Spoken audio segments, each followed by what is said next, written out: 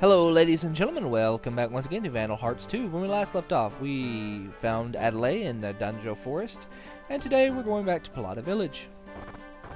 Because, well, Joshua and Adelaide are planning on running away together. Join the circus, as it were.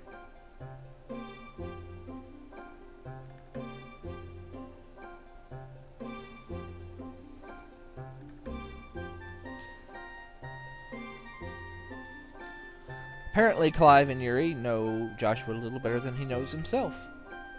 And by the way, if I do sound a little bit thick-tongued, it's because I just bit the back of my tongue like 15 minutes ago, and my tongue still hurts. It's like, oh.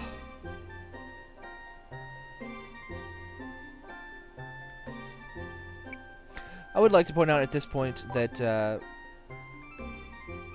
Clive and Yuri are actually no longer in our party.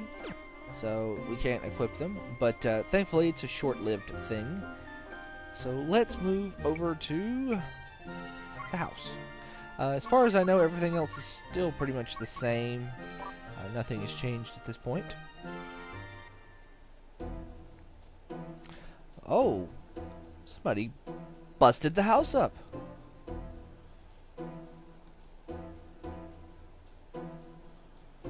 I was out doing tasks. Yes.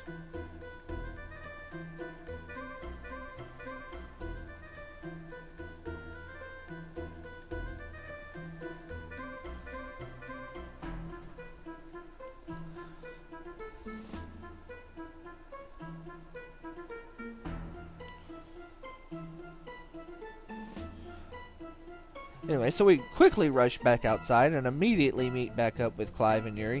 One thing that I've always found kind of irksome about just pretty much any story where you have an entity like the Blood Knights is that they are, like, unnecessarily cruel. Like, they go out of their way to be cruel. It's like they have no tact whatsoever.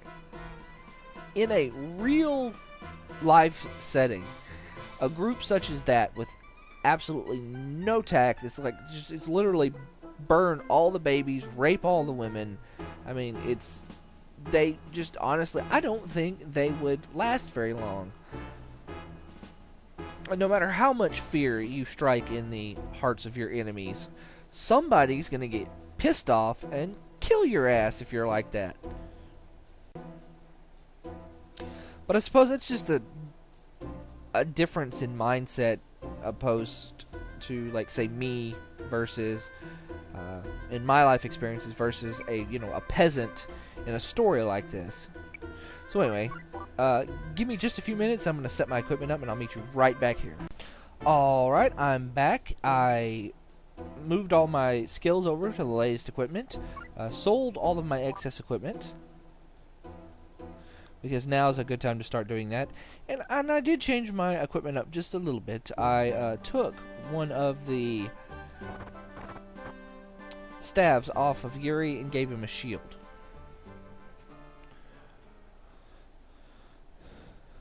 Having the two staves on is good for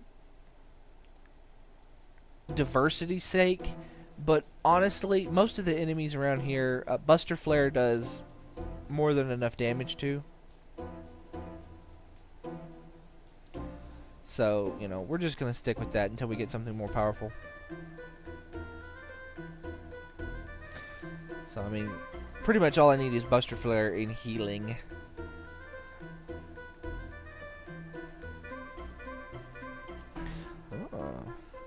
So, basically our plan at this point is to go find Lord Cosimo, because he outranks the Blood Knights, and he can order them to release Joshua's dad.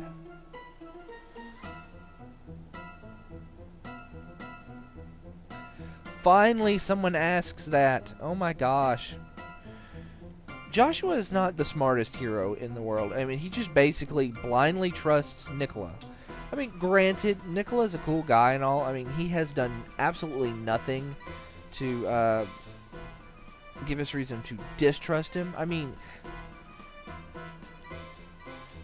he went out of his way and he saved Rosalie from an eggworm. He saved those peasants from that tax collector, even though, granted, that probably wasn't the smartest thing to do. I mean, so he's obviously a good man who has a sense of honor. But nobody once questioned who he was. Of course, he did sort of disappear before anyone at the clinic could really start asking questions. And Joshua and them have been kind of starstruck with him. So it's not like they really have had the presence of mind to ask about his identity. But it looks like he's not even going to tell us.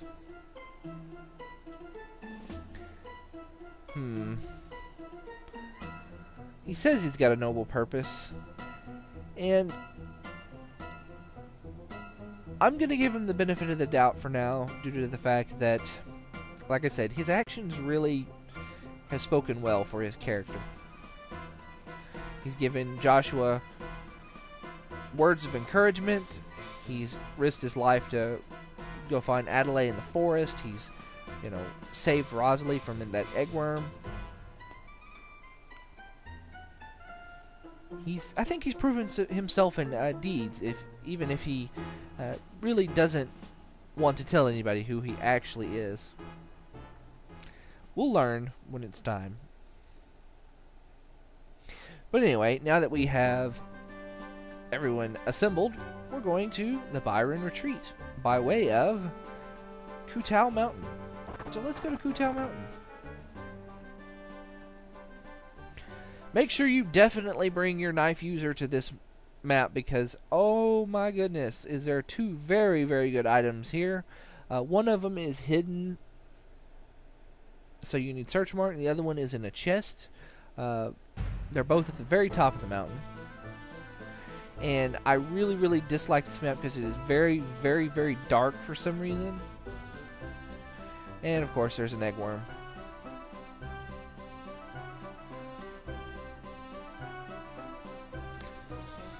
That eggworm is probably the most dangerous enemy on the screen here, but still not too dangerous. It's basically a caster, but thankfully it doesn't have a lot of MP. It's got enough MP to, I think, cast its spell twice. So, let's get started. So, my goal is basically to keep a monster alive long enough for me to come up here, open this chest, and the hidden item is in 1111, which is right there. If you look carefully, you can see kind of a dirt patch there. So, yeah.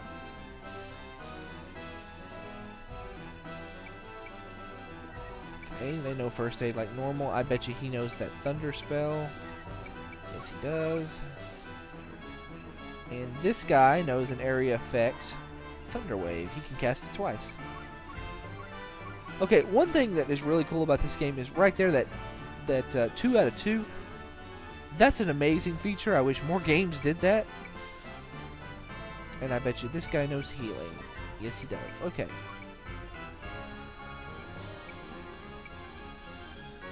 So first things first, let's move Yuri up.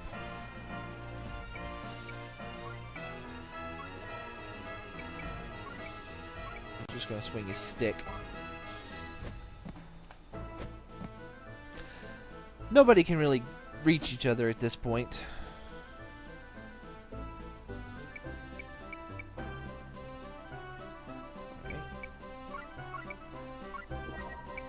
Let's get that second recover mark. So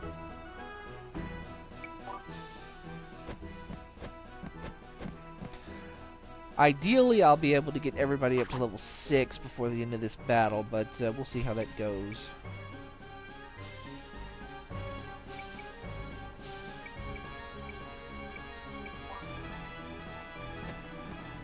Try not to bunch up too much,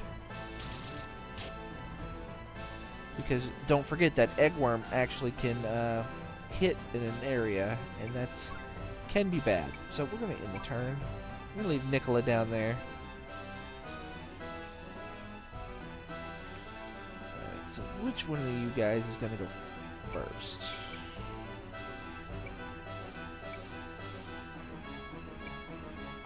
I betcha it's going to be... You know what? Let's move Nicola up.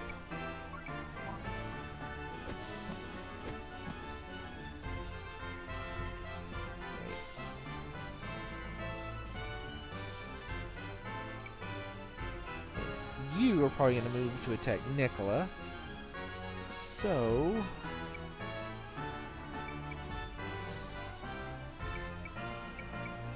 attack here.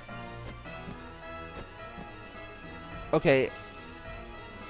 Oh, that's right. He can't attack. Oh. Oh, I forgot about that. Couldn't attack. It's too far down. Okay. Not a big deal. You...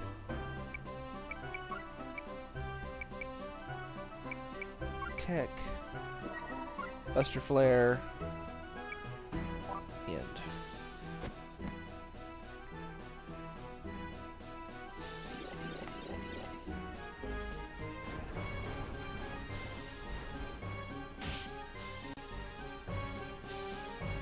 That extra damage.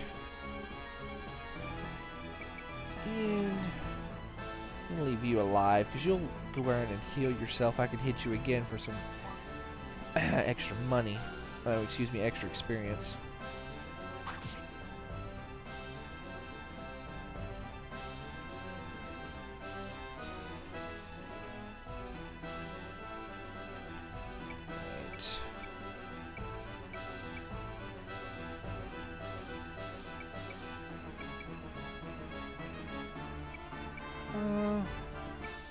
I'm going to assume that the plant is going to go first to heal himself, and I was right.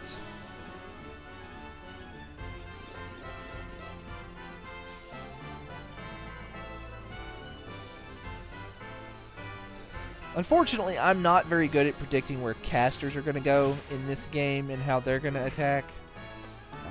But we'll see how I do. Alright. Angelica, by the way, is basically the spear version of First Aid.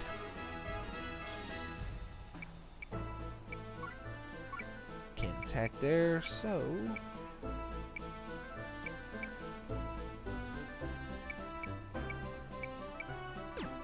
Do I have a... Oh, I do not. What do I need to use Glacialia? 15 EP. Okay. Well, another attack should do it. We'll get to see Glacialia eventually. I would like to let you see it in this battle due to the fact that I'm going to be switching it out in my next knife. The next knife has a move called MP slash. Let's see.